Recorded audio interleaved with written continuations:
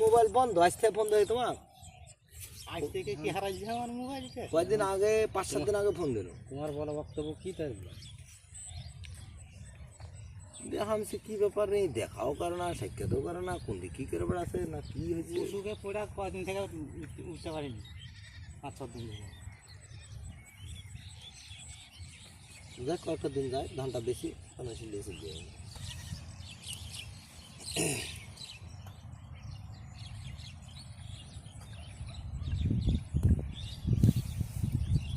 পাবে টাকা কয়টা তখন মনে করো তোমার টাকা দিয়ে দাও, অফিসে দিয়ে এসেছি